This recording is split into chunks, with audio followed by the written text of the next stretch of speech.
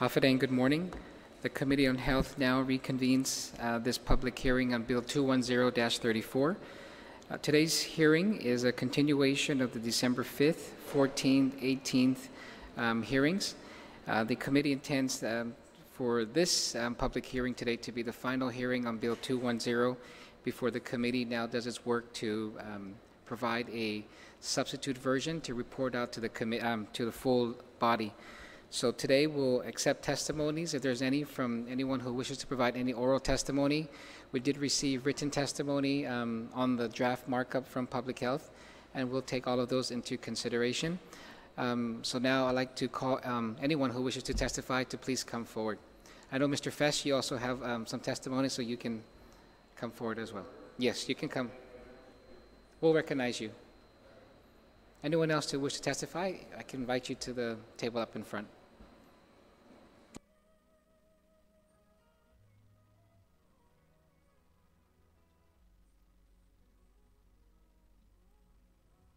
Mr. Fest, go ahead. I will recognize you. Good morning, Senator and Senators, citizens and citizens, Director, Mr. Hewitt. This is my Bill 210 testimony. My name is August Fest, and it addresses actually the preceding law that Bill 210 attempts to amend. It's entitled PL 33-220, Home Cultivation, and the allowed amount from alternative sources. At the last hearing, December 14th, this was actually 2 hearings ago because we had a brief hearing in between there, as a testimonial inquiry of home cultivation by another citizen, the response from Senator Rodriguez was, the current statute does not allow for home cultivation. The senator was referencing Public Law 33-220. I guess it is long past due for a history lesson for some and remediation for others. In the first Bill 215-32 that the public voted on, and the version that was presented to me at the election board did have a very short subsection 122408 that specified rules for the department to issue registry permits for home cultivation.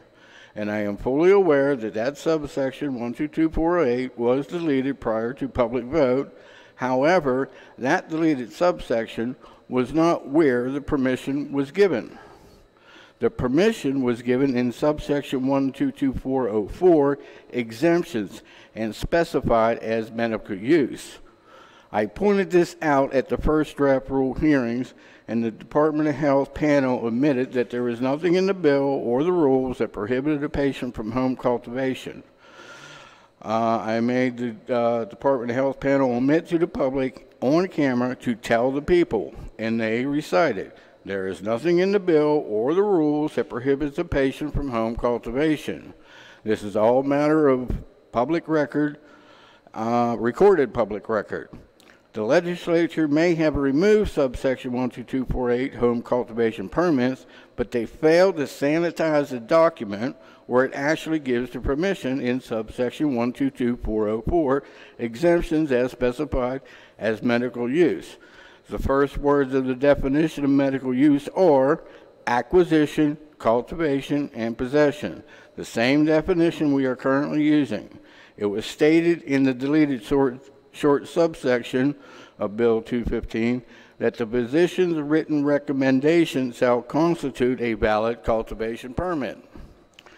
For a week or so afterwards, the director and employees tried to deny the permission in the press and on TV, but soon after, they were back in the press and TV saying that a patient could cultivate at home, but the department would charge him $35,000 to do so. Bill 345-33 rejected the Department of Health draft rules. Bill 343-33 was introduced as either a replacement of Bill 215 or an amendment to. Bill 343-33 stated the same exemptions and definitions of medical use, only adding a lab testing to the definition. followed by a very short sub-article Bill 344-33 that only specified rules for home cultivation by a patient. But again, the permission was given in subsection 122505, exemptions as specified as medical use in Bill 343-33. It is now Public Law 33-220. My last testimony before the session vote for that bill warned the senators that they are using the same definition and let the legal chips fall where they may. Bill 343-33, home cultivation, passed vote, but it was vetoed by the governor, and it did not acquire the additional votes for an override. However, and again, that was only a sub-article in only specified rules, and again, the permission is granted in public law. There are no provisions in the current law stating any changes within the Act in the event sub-article Bill 344-33 did not become public law. Just because there are no specified rules governing home cultivation does not negate the stated provision, exemptions, and permissions stated within the law. It is not the fault of the patient citizen for the inconsistencies or the consistency of neglect of the legislatures. When there is ambiguity in constitutional or corporate law, the default benefit is awarded to the parties that did not draft a document, in this case, the citizens. I hope this history lesson helps in the public understanding. And if, my testimony copies from the public law. The first one says exemptions from criminal and civil penalties. Qualified patient is presumed to be engaged in the medical use of cannabis, shall not be subject to arrest, prosecution, penalty in any manner for the possession of or the medical use of cannabis. If the qualified patient possesses a quantity of cannabis that does not exceed the allowable amount and is acting in accordance with all the requirements of this Act and is in possession of a written certification. I copied the definition of medical use.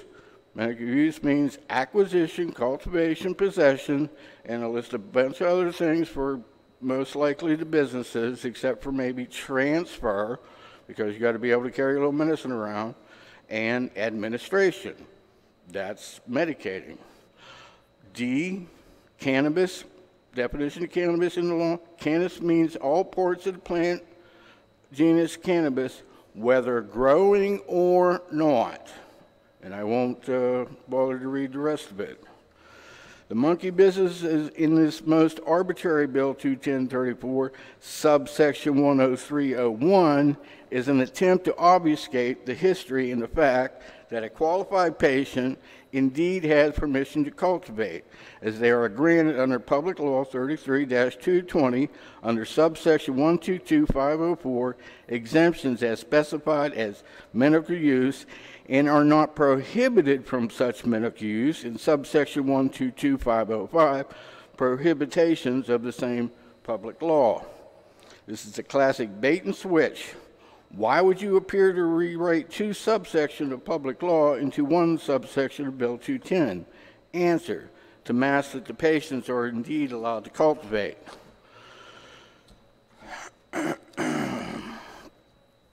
Public law, subsection 122504, as I've said, names exemptions from criminal civil penalties. It states exemptions for patients' medical use, in which the term includes cultivation. It lists licensed possessor separately and being able to cultivate. In public law, subsection 122505 is named prohibitations and restrictions. It does not prohibit cultivation by a qualified patient. A subarticle, Bill 34, only listed rules governing. Home cultivation was given in Bill 215 and Bill 343, and now public law. In Bill 210, the one we're having a hearing on, subsection 10301 is named only civil and criminal penalties. A list is first paragraph, actually it's just one long sentence, is a list of activities that are exempt. but left out cultivation, and it lists entities including licensed possessor who would obviously be allowed to cultivate. B is a list of the same activities and excluding cultivation and entities subject to civil and criminal penalties, and it includes licensed possessors.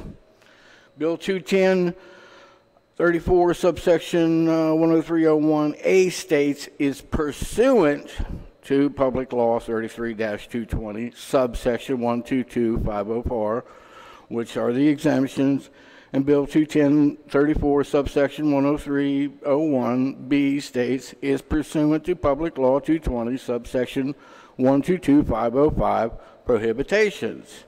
Bill 210-34 definition of medical use is consistent with Public Law 33-220 as including cultivation for the benefit of a qualified patient. I do not believe this is happenstance. This is a deliberate obfuscation, as it being both consistently, exclusively, and inclusively simultaneously. Why else leave out the word cultivation? It's a shell game. Where, oh, where is cultivation? It's in the law, but not mentioned in this bill's subsection 10301, but pursuant to public law, where it states as medical use. Before you imagine or throw out words as babbling or conspiracy theories, you should ensure you are backed first and foremost by the accurate reading of the law, preceding bills, history, and the reading of the law in its entirety, as not to would be neglectful and truly a disservice to the people. And in my testimony, I copied the subsection of the new bill that we're talking about, and it lists all the activities except for cultivation, lists all the entities, including the licensed possessors, who should be able, obviously, to cultivate. Addressing acquisition. As in Public Law 33-220, the definition of medical use logically starts with acquisition, and as the first sentence of definition of allowable amount states, necessary to ensure the uninterrupted availability of cannabis. I will present arguments that the acquisition of cannabis is not confined to a licensed dispensary in our public law. In my discussion of this topic with Vice Speaker Talahi on February 15th this year, she stated that she did read my submissions and she said I present valid arguments. On November 17th of this year, I had a chance to discuss the several iterations and current definition of allowable amount with former Senator Barnes, the sponsor of both preceding bills, and specifically addressed the certain sections, and she confirmed that it did not, was not, or ever intended to confine the acquisition of cannabis by a qualified patient to a dispensary. She was quite emphatic in her assertion. The definition of medical use for, at the very least, where a qualified patient is concerned, starts with acquisition, cultivation, possession. This is the natural and logical order of things. As first, one must acquire a seed in order to be able to, secondly, cultivate, in order to be able to, thirdly, possess a harvest. The natural and logical order of things. The following statements are from my arguments to the Guam Legislative Council on January 20th of this year with minor edits and additions, and submitted with a complaint issued to the Office of Accountability on July 20th of this year. Guam Legislative Council, in addressing the allowable amount in subsection 122503 in Public Law 33-220, and the intention that the acquisition of cannabis is allowed from alternative sources. In 1995, U.S. Supreme Court decision in the case of Gutierrez v. Martinez, Gutierrez de Martinez versus Lamagno, they ruled that when used in statutes, the word shall means may. The National Council State Legislature suggests a simple test to determine if the use of the word is even logical. The solution to avoiding the false imperative is to substitute a short definition in place of the imperative to determine if it makes sense. If the drafter would make the following mental substitutions, then the language will make logical sense. Shall has a duty to, shall not has a duty not to. For example, the Commission shall keep a cash reserve reads, the Commission has a duty to keep a cash reserve. If the substitute phrase makes sense, which it did, then the use is proper. Here's another example. Service shall be made on the party reads, service has a duty to be made on the parties. This is nonsense. Service does not have a volition.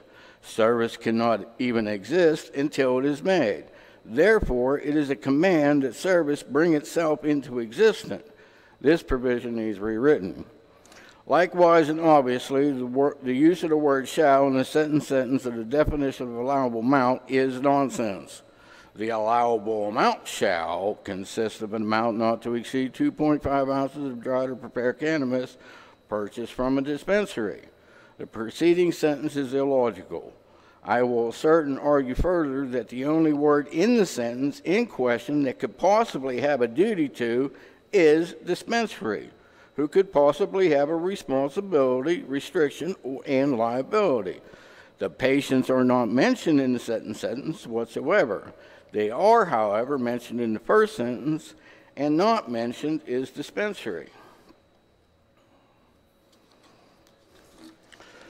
Furthermore, in the same sentence, I do not see the word and or and only or and must be only before the phrase purchased from the dispensary. It is left that the only logical intention is that the restriction applies to only when shopping at a dispensary. The first sentence of the definition of allowable amount addresses and applies to the patient. The second sentence addresses and applies to the dispensary. Two separate sentences, two separate amounts, and two separate sources. The definition is not named possession limit or purchase limit or allowable acquisition, somehow trying to confine and conflate all three concepts into one term or one very short sentence is also nonsensical, especially considering subarticle Bill 344, rules for home cultivation, just as easily could have become law also. In subsection 122505, prohibits and restrictions and limitations on the medical use of cannabis, it makes no specific mention of purchasing outside a licensed dispensary. And I have logically concluded, as should you, and I argue that it is permitted in this act. In the view that the stalemates and the very high fees enacted and imposed by the 33rd legislative body on any potential medical cannabis businesses providing any cannabis to any patients is and will continue to be virtually and literally impossible. And as in the first sentence of the definition of allowable amount, it states, necessary to ensure the uninterrupted availability of cannabis. The act and legislature has failed. The implied intent of alternative sources to the medicine must be upheld. Additional submission. To prove even further that the intent to allow the acquisition of cannabis through an alternative source has always been to allow the alternative source, in the first and second draft rules from the original Bill 215 and crafted and submitted by our own Department of Health, not once but twice in over 18 months to consider, the definition of acquire was stated as means to obtain through any type of transaction and from any source. Please also take this into consideration. Another submission. To further indicate the accommodation of the alternative source in past versions of Bill 343 and the allowable amount as it has been consistently applied to allow for the alternative source, please compare.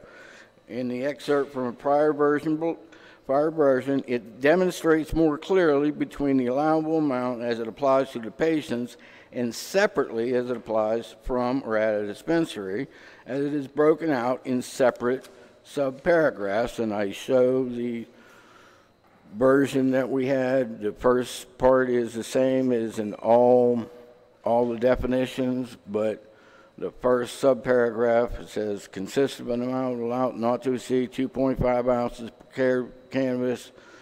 The patient may request for an increased allowable amount from the department. So it's addressing the patients. The second subparagraph said, in consideration of the dispense amount, not cause the registered patient to exceed the limit on obtaining no more than 2.5 ounces. Final submission. Sentence of the definition of allowable amount to make sense only using the same words it contains would read, the allowable amount purchased from a dispensary shall consist of an amount not to exceed 2.5 ounces of dried or prepared cannabis. Written this way, it passes the National Council of State Legislatures test of logic and proper use of the word shall, and clearly better defines the true meaning and intent of the sentence and the act. After months I hadn't received a response, I had to badger the senator that submitted on my behalf for an answer from the Guam Legislative Council.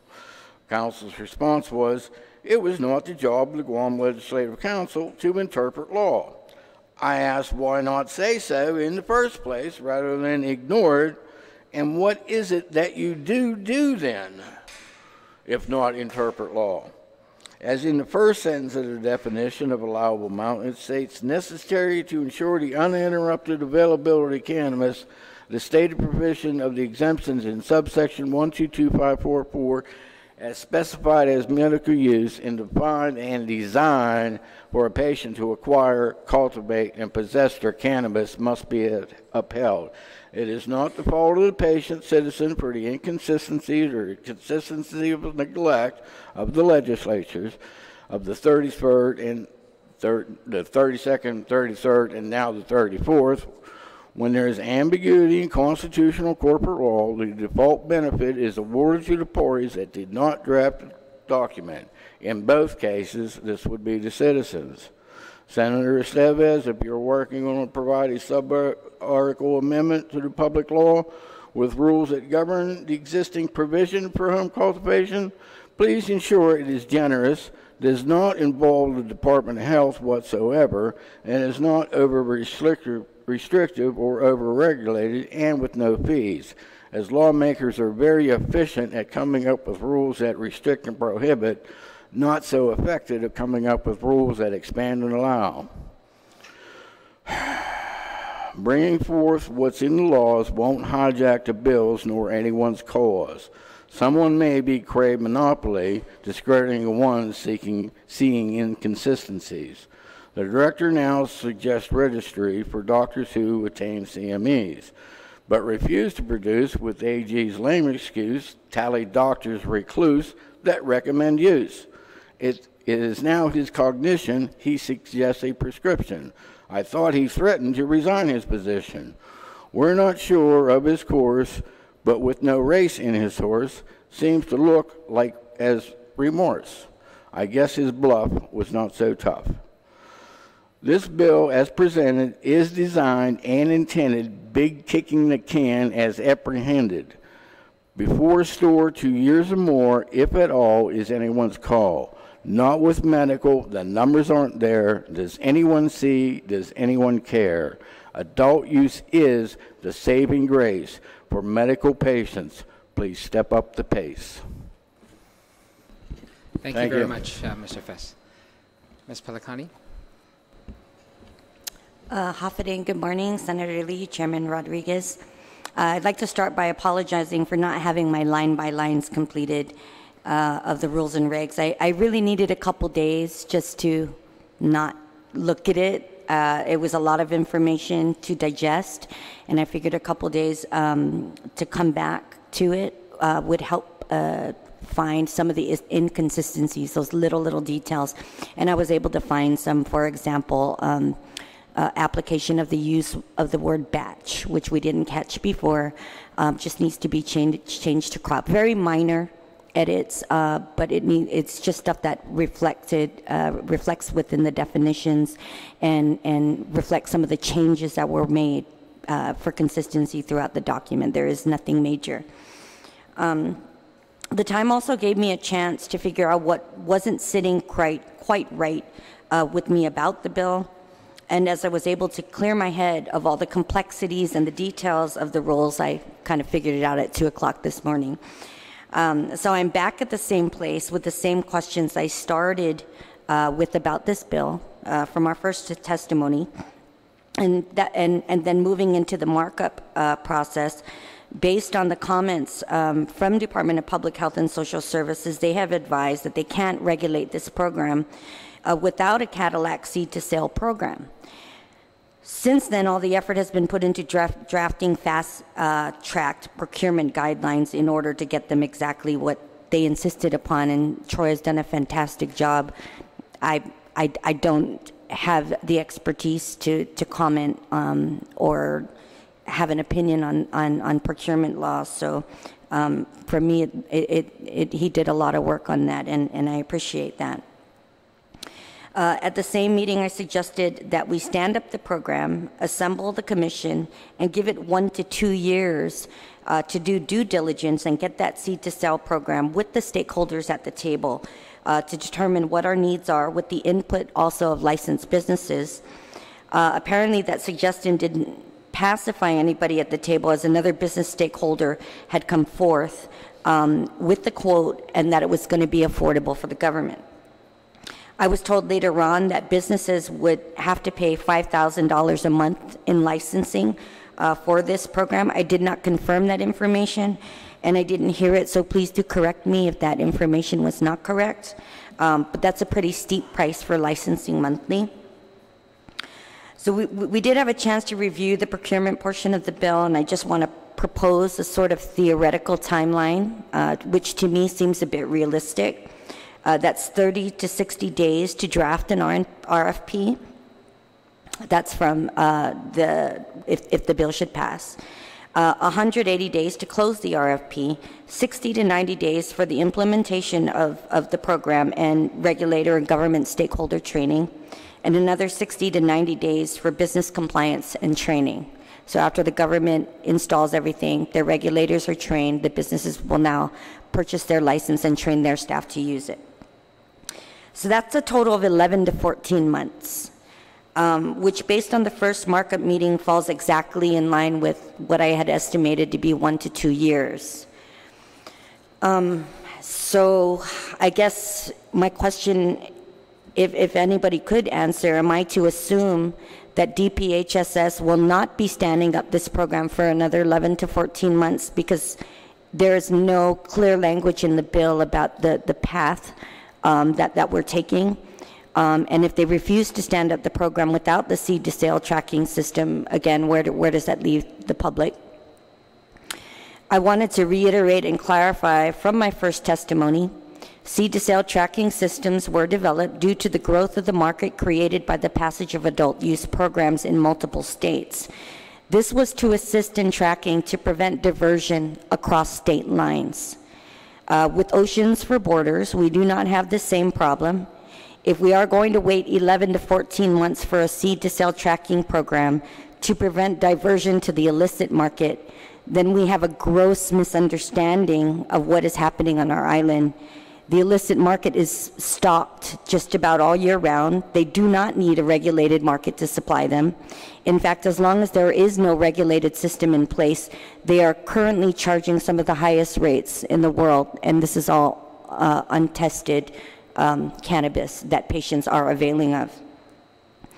Again, we fully support a seed-to-sale tracking program, but it should not be at the expense of more delays to patients who have been waiting 3 years. Part of the requirements for businesses is to implement proper inventory controls. There are already sufficient requirements to track purchase data. Nothing should stop this program from moving forward with the attached rules and regulations in place, if it should pass into law.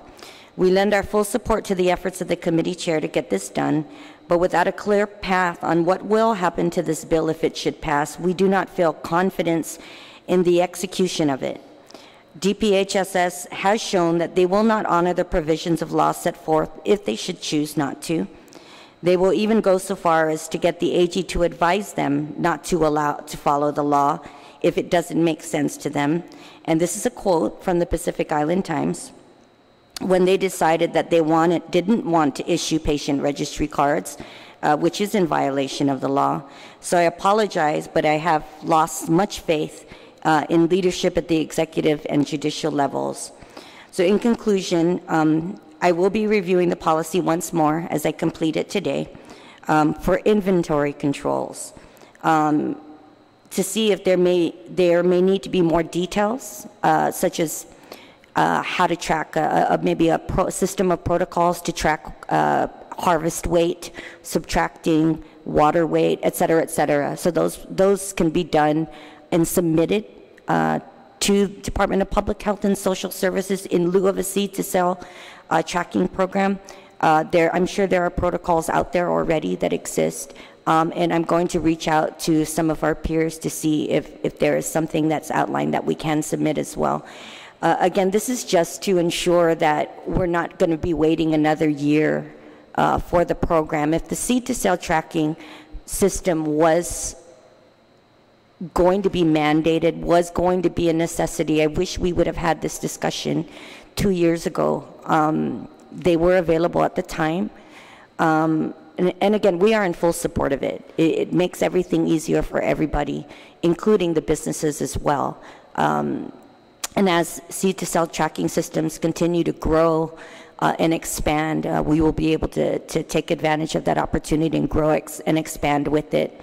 But again, short of having an enforcement clause, a deadline, and no clear idea what to tell patients, how long they're going to continue to wait, I think we should implement the law with the inventory controls and the tracking controls in place. So that's it for today. I'll get that line by line submitted probably by this evening, Senator. Thank you very much, Ms. Pelicani, for those statements. I just want to assure you that during our markup meetings, we've heard the concerns of stakeholders and also of the government. And so the markup version is what we put out there. It's a draft version. We're going to continue to work with everyone involved and try to. I hear you. I hear your concerns, right? And so we're going to try to work very hard to see how we can work and find a middle ground, in moving this forward. But rest assured that your sentiments and your comments are going to be taken by this committee. Okay, thank you. Mr. Hewitt? Good morning, Chairman Rodriguez and Senator Lee. Thank you for attending. In the original language in 210 that was put out, the allowable amount was over a 30-day period. In the markup session, this was changed to a 14-day cycle. This would double the 2.5-ounce limit. That is a lot of pot. I am submitting a chart, this chart, that will give a good visual example of how much marijuana the industry is asking each patient to be allowed. Based on the responsible medical use that recommends no more than 4 cigarettes per day, the original 2.5 ounces per 30-day period would thus allow an actual 35 days of use. This does not even take into account the other products that would be available. In Governor Calvo's recreational use bill, number 834, there was possession language in there that included both weight or contents in milligrams of THC.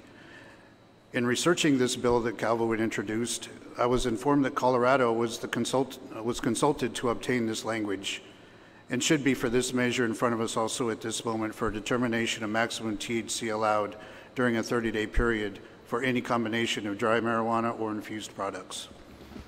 Based on the Colorado language, it gives a good idea for Guam to adapt an X, a theoretical X. Additionally, in the rules and regulations, there was language that allows a patient to return to their physician to increase an amount if necessary. Had they have used all 2.5, they would be able to go back and get another round. Do we really want this potentially excess allowable amount made to the public? Then there's a kind of a discrepancy in the debilitating conditions versus the definitions that are listed. In the section that's covered, debilitating conditions is based on science. However, under the definitions, the literal interpretation is to allow physicians to recommend based on determination that marijuana may provide relief. I think this definition should be amended to follow the rules and regulations in section 101.14. The guidelines for physicians. I'm happy to learn that the Board of Medical Examiners has expressed interest in developing a registration for physicians. This is one of my points during the previous public hearing. I'm glad to see that the guideline information is also in this revised edition. And speaking of liability, I know that the Ninth Circuit Connick case has brought up an awful lot. That is not a marijuana issue. That is a free speech issue, where doctors and their patients can freely discuss marijuana on a free basis. Now, what that individual does with that information, that is subject to interpretation by the law. And in speaking with the DEA and as well as the Department of Justice here in Guam, they will follow the law. Advertising and displays. I know that that entire section has been removed. I know that this was kind of a source of contention in the room during the markup discussions. From a prevention standpoint, I know that we would not like to see any marijuana leaf or any joint being smoked or anything of that nature. In looking at other dispensaries in other states, simply there's a green cross that says dispensary and possibly with a company name. You know, and then the legislature would have to decide on the size and the structure of that. The additional cost of marijuana that really hasn't been discussed yet, for example, tobacco smoking products that are sold in the tobacco stores. You have the different vape, you have the bongs, you have the water pipes, glass pipes, et cetera, that are taxed at a different rate. That hasn't even been discussed yet here on the marijuana side, that the dispensaries could potentially sell as retail merchandise. So if this is going to be a true revenue generating entity, I would suggest that that be entered. And then just to tag off of what was said previously about the illicit market, why would a patient spend money to go see a physician to get a recommendation card, then go spend money to get a recommendation card, then go back to a dispensary when they can just go down the street and get it on the illicit side? I implore you, I encourage you to look at the local law on what the illicit market would be for marijuana. Anything less than 1 ounce is nothing, with a maximum potential penalty of $100. If you would increase that, that would give more legitimacy and revenue to the actual industry size who are trying to make it legitimate. And I think that the business owners would also appreciate that. That way they could, you know, get that illicit side out so it's not interfering with their actual market. Again, I thank you for this opportunity to be part of this process. Thank you very much, Brad, and we'll be reaching out to you if there's anything else that Thank you. we need from you. Thank you. Thank you for your participation in this whole process. Ma'am? Hello. I'd like to introduce myself. I'm Idel Crisostomo. I started this movement 8 years ago to legalize medical marijuana before any senator would take on that initiative for fear of having a backlash for whatever reason on votes or whatnot. I have been using marijuana since I have been at least 13 when I started using marijuana. I do not find that marijuana is a stepping to any drug that's harder than what they are saying here. Before you wind up using harder drugs, before you even use marijuana, you would have either smoked a cigarette or you would have drank a beer. People don't just automatically say, hey, I think I'm gonna go smoke a joint if they've done nothing. So marijuana has gotten a bad rap on that. I can definitely say that for sure. Number two, I suffer from dual disorders, okay? I have manic depression, bipolar. I have been treated for many years. I've had many episodes, I would say starting at the age of 20. At that time, I did not smoke marijuana. I was not even given any kind of medication. I didn't know what was going on with me. I just thought I was going nuts. Many years down the way, I had used it, and I found it to relieve stress. I found it to be able to eat and to be able to speak and actually think clearly. I have been put on many antidepressants, to which I'm taking now. I take Paxil, 20 milligrams of that, along with Depakote, to which that landed me in the hospital for 5 days because the pill got stuck in my intestine, so therefore it did not dissolve, it didn't do anything. Had I not smoked marijuana, I don't know if I would have killed myself at that particular time, but I am suicidal and I have attempted that before. I lost my marriage in 2010 because my husband did not support my agreeing and wanting to have marijuana in my life. He thought, like everybody else who was basically uneducated and ignorant on the situation with marijuana. That's how I find it to be. When I first started this initiative, I didn't care about medical. I just said, let's do it recreational. All this island is doing is tripping over dollars to save dimes. They never have enough money. They're constantly worrying about tourism here, tourism there. That's not your only resource. And I can say this for certain. The rhino beetles are not here by mistake. It's time for a new crop. You can have Guam as the hub of medical marijuana if you wanted to, okay?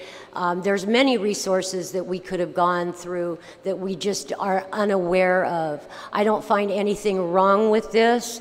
I had many members of my family that died from cancer, and I said to them, can you eat? No, I can't eat. Would you like some marijuana? No, I can't have it. It's against the law. I said, screw the law. I don't care. If you're dying and you need something so you could eat and live, who is going to say that it's against the law? It came from God. Okay? I don't care about the Constitution saying this or the Organic Act saying that. This marijuana has been going on from our times of the old people that used it. There's nothing wrong with this. I have friends that are epileptic that have had to use this for seizures. I've had friends that are PTSD that have had to use it. I mean, it's not a cure for cancer, but I'll tell you this, it's a hell of a lot better than getting pumped up with Percocet to where you can't function and you're asking every doctor on the island, hey, can you help me here? Can you help me there? I don't like Percocet, okay? I don't care for it. I don't care for heroin either, but I came to Guam in 1975 and I saw what that disease did. Now, I know that a lot of people are saying marijuana and ice. Ice has nothing to do with marijuana. Ice is an epidemic. It is Hitler's drug as far as I'm concerned, and to even associate it with it, it's an insult. I had the veterinarian that looked after my animal that was here last week, I believe, Vanessa Oshero. She wanted to amputate my dog's leg when it got broke. Okay, when my dog's leg got broke, I said, no, I'm not going to have you amputate my dog's leg. I had a dog that had hip dysplasia. I would give marijuana to my animal to relieve pain.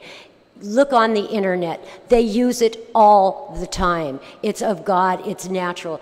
And on top of that, if you saw my dog today, she's running around. She still has a broken leg, and she carries it like a sword, but she can get by. And I don't have a problem smoking her out if I have to. I have seen situations where people, and I'm no stranger to drugs, I have seen situations where people have had a dog accidentally take methamphetamines. Do you know what that looks like? It's scary as hell. The dog is going nuts. Do you want to know what brought that dog to where it didn't have a heart attack? Marijuana. We had to give the dog marijuana so it could calm down. And I was furious that that happened. I was angry that that happened. It should not have taken place, but it did. But I can say this for certain, that I will never give up on this, and if we can't pass it medicinally, guess what's coming? recreationally, because this island needs it. If they're talking about gambling, to which that's a 50-50, maybe 75% chance that you're going to get your money back, this isn't. More people die on the roads from alcohol, plus our island is littered with the trash. They say drink responsibly. I say you distribute it responsibly. Go out there and pick up your dirty trash, you know, of all your beer cans that the Micronesians or whoever winds up drinking and making themselves sick. They should be smoking their pot, is what they should be doing, instead of drinking that. Marijuana, as far as I'm concerned, no fuss, no muss. You smoke it, it's gone. It's like flash paper. That's it. I believe in it. I didn't lose a marriage because Herman is behind me on this now, okay? He understands. And my daughter is a registered nurse. She understands when I'm having a difficulty. If I need to smoke, I'm good. Mom's fine. She may be a little goofy, but that's okay. I'd rather be that than wind up being sick out there, and it's just ludicrous, you know? So I beg, I implore you, and if the departments don't want to take responsibility and they're waiting until the end of this legislature to pass it over to the other side, then as far as I'm concerned, that's pretty chicken shit, okay? I don't mean to say that in you know, that's chicken crap as far as I'm concerned. With the governor already saying that he wanted to go recreational and now backing off, it sounds like that's baloney, okay? There are bigger plans in store, and I think we all know about that, and I am for it 100%. Medically, that's fine. I don't have a problem with it. As far as charging for it, they should charge less. They will make more, because that would just drive your underground. Who would want to pay more if they can get it for less? Those that don't qualify for the medicinal program, of course they're going to get it on the black market. That's never going to go away, and I really don't care whether it stays or leaves. It doesn't bother me. Methamphetamines does. That's the one that we need to worry about, and alcohol, there has to be considerations on that. And as far as taxing it, don't tax it any more than you tax anything else. If you're going to tax something medical, tax it the same that you would an aspirin, that you would a Percocet. Why put a different label on something that's medicinal that you get a prescription for? I don't feel that it should be treated any differently. As far as smoking it at home or however you consume it, I think that's entirely up to the individual. As far as much as they need, I think that should be on what, you know, I know that you have a cap on what is actually given. I think that should be looked at as an individual basis. Maybe one person may need a little more than another person. We can't really say that for sure, but I can say this, I'm for it. I'm not changing my mind. I didn't come this far, and I've held back, and I don't read everything, you know, especially being manic. They tell you, don't look at the news, you know, stay away from that. Well, I don't like looking at the news anyway, because it's all bad news most of the time. The front paper is just there, as far as I know, in advertising as something to sell newspapers, shock value, you know. I want to see better things in the paper, and I definitely want to see better things for this island. Thank you very much, Thank you ma'am. so much. Thank you. Love you all. Thank you. Thank you. Chair Tavares? Good morning, Senator Lee, Senator Rodriguez. Thank you guys for allowing us to progress on this bill. Really, I wasn't even supposed to be here. I was supposed to be on a plane in Hawaii. But I think it's God's way to tell me that I had to be here to keep pushing back this flight to say something. And I had no clue. I really didn't have an intention to speak today. I think I've said a lot of things that I wanted to say until I heard something being brought up about the allowable limit. I spoke to some people in this room about how much I actually spend or consume per month. And the black market right now currently is anywhere from $600 an ounce to $900 an ounce. And 2.5 ounces at $900 an ounce, we're looking at, what's the math? Sorry, my brain's not, $2,250 a month. A normal common person cannot afford that kind of money. When you start getting into concentrates and stuff, those lower your costs, because the concentrates do last you longer, and it is simpler to consume out and about. Flour is such a difficult thing to consume when you're on the road because it does draw a lot of attention. But when you start getting into concentrates, and the concentrates allow you to consume in a location real quick, real fast, quick, fast, and in a hurry, as discreet as possible. I really urge to look at that the legal limit, because 2.5 ounces 1 month may be just perfect and fine. But when you get into it, like right now, this morning I was out there, or yesterday and this morning we were out there, we're waiting for vets. And when we see a veteran license plate, we do push-ups in lieu of that branch. And I'm suffering, I'm hurting right now.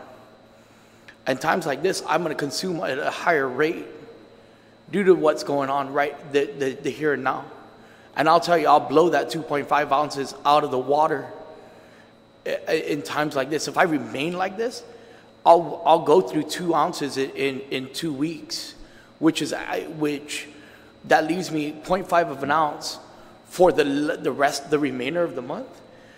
You cannot. There has to be some give. Every patient is different.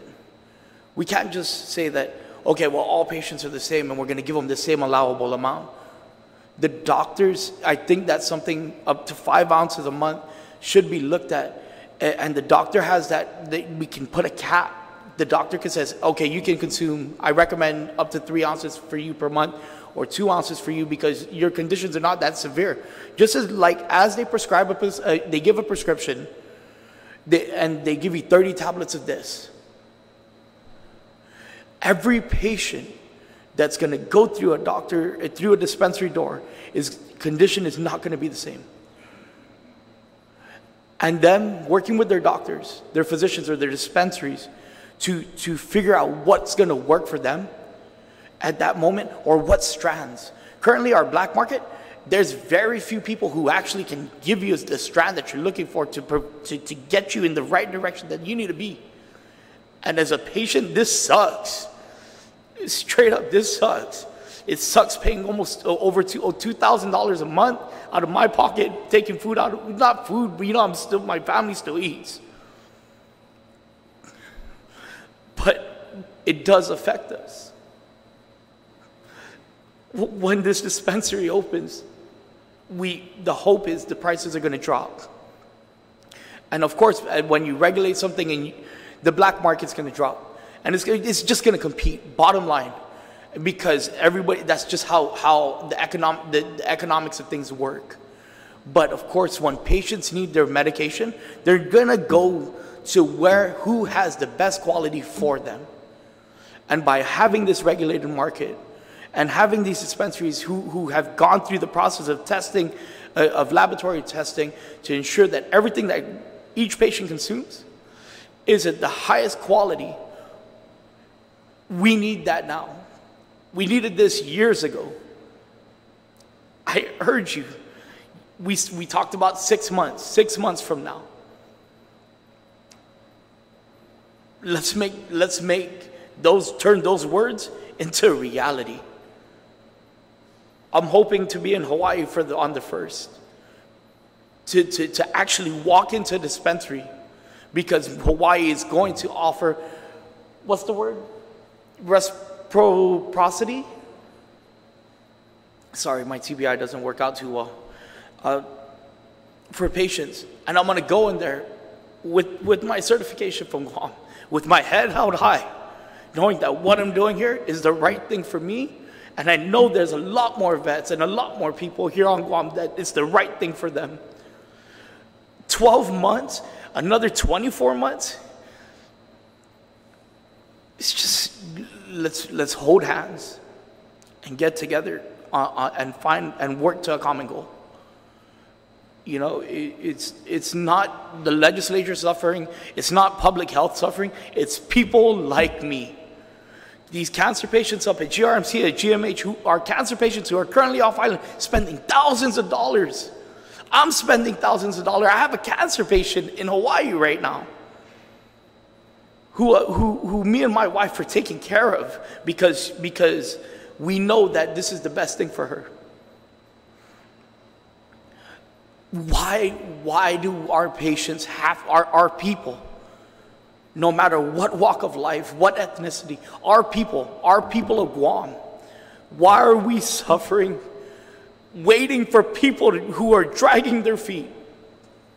I don't care what the AG says. I don't care what anybody says. I don't care what the governor says. It's you. Everybody's here for the people. Everybody talks about taking care of the people. But we haven't been doing that.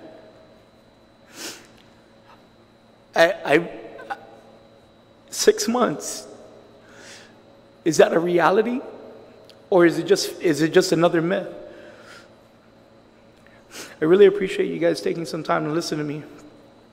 And happy holidays. Thank you very much, John. Is there anyone else who, sir? Yes. Good morning, Senators. My name is James Salas, and everybody here, I wish you all a good holidays. I'm here on a personal level testimony. I moved to California in 2010 to assist my mother that was elderly, and during that time she was diagnosed with cancer. Before she was diagnosed with cancer, I was diagnosed with gout here in Guam. So they prescribed prednisone, Anderson for my illness. So, and I was also diagnosed at the VA clinic up here at the hospital. So when I went to the States, I continued to have the gout. So then I applied for a medical marijuana card, which I had one since 2011 to 2015 when I returned to Guam after my mom had passed away. During that time, of course, I went to the doctors to see what they can give me, and also they prescribed the same thing. I was also diagnosed with cellulitis, and I myself, I don't like taking pharmaceuticals. I've always been against taking pharmaceuticals, even for headaches or whatever. I've always been against it, and I've tried not to use it until I can't take it anymore. So I'm kind of like a natural person. So as a person to me prior to mention, herb was put on this earth by God. The seed was not produced in no laboratory by anybody. It was put on this earth by God for a reason. And it's time that the people realize the benefits that this plant can put to some people that need it as far as medical conditions. Recreationals, that's something else. That's a totally different story. But for people that are suffering from cancer or whatever disease or medical problems they have, that this can help them. It won't cure them. Even the pharmaceutical medicines they give them, it's not curing them. It's just helping them to deal with it. Why can't a person, as an individual, determine what path they're going to take? Why are they going to force me to take pharmaceuticals when I don't want to take pharmaceuticals? I have the right to say what I want to put in my body. And that's a natural thing from God, and that's what I prefer to take instead of pharmaceuticals. My mom, before she passed, I stayed with her and I took care of her. I cleaned her, I fed her, I took care of her as much as I could. I recommended to her, she would see me smoking my marijuana, and she was dead against it. She's the old time, she's dead against it. And she, at first, would be upset with me. Then I sat down with her and I showed her verses from the Bible saying that, God will put this plant, this plant to produce flowers for us to benefit from that. She finally started, that was before she was diagnosed with cancer. She finally started to be, a little bit more understanding. So when she had cancer, she had problems sleeping, pain, eating. I recommended to her, why don't you just try this, Mom? She did try it, and it did help her. She didn't want to continue it because, of her age, and she was still under the old ways of it's illegal and all that. But it did, I could see how much it helped her. It increased her appetite to where she was eating, that I was feeling good because she was finally eating something because she never wanted to eat anything. And she was only like 80 pounds when she passed away. Unfortunately, that she wasn't, her beliefs in medical marijuana wasn't, because she could get the card, and her beliefs weren't that strong enough for her to push forward to use it. Maybe she would have died at maybe 110 pounds, 120 pounds, We would never find that out because she didn't make it that long. The lady that was talking earlier here, I agree with her. Everybody's heard that when you smoke marijuana, it leads to harder drugs. That's a bunch of crap. Because I myself was smoked marijuana since before I joined the military. And I never went to harder drugs. It's all in your mind or what you're going to do for your body, you know. And those people say, well, this is not enough for me. Well, they got the problem. That's not everybody. That's like stereotyping anybody that uses marijuana.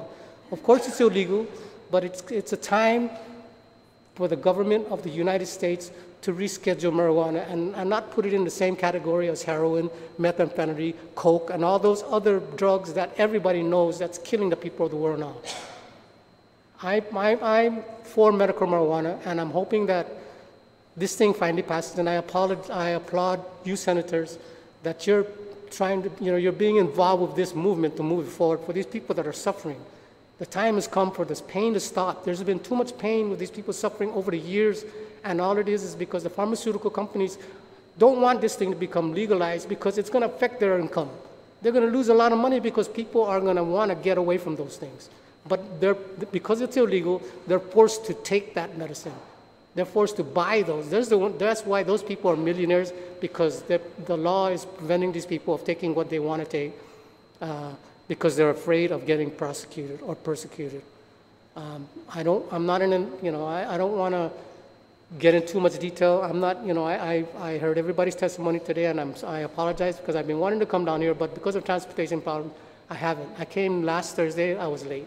So this Thursday, I wanted to make it here to hear what was brought up, and I'm very, very happy to know that there's people out there that feel like me, and there's people that are in government positions that are actually taking a look at this and trying to do something about it. And I appreciate everything you guys are doing from the bottom of my heart, and from all the cancer patients and all these people that are looking for medical marijuana to help them to ease their pains and what they're going through in their daily lives.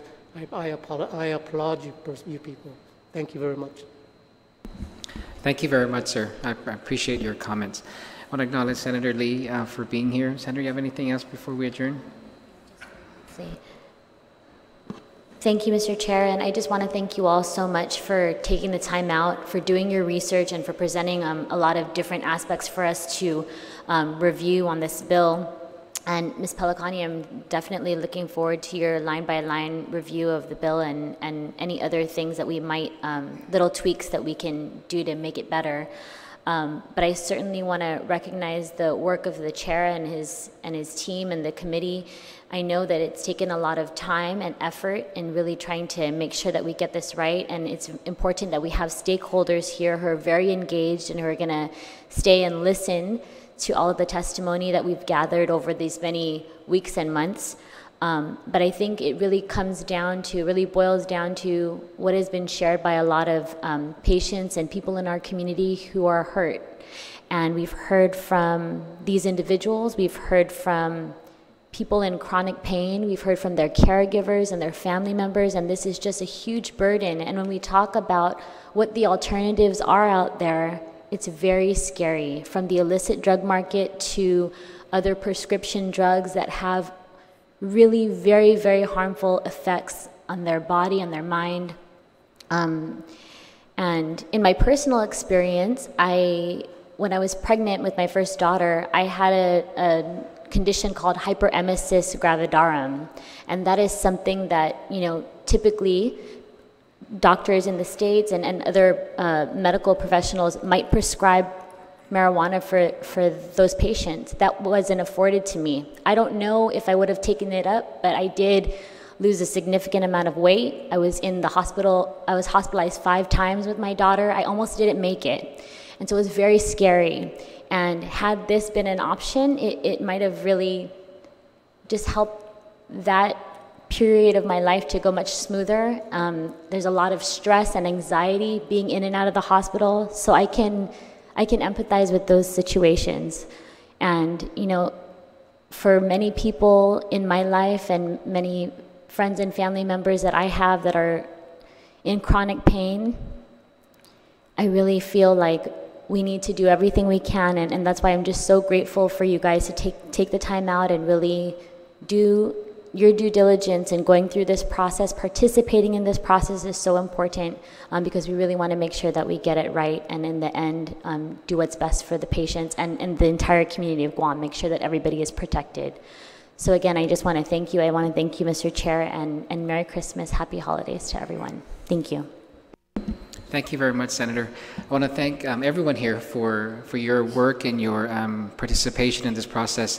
I want to thank Public Health for the great work and the leadership you guys have extended for this, and to all of you. We're almost there. We're almost complete in this process here.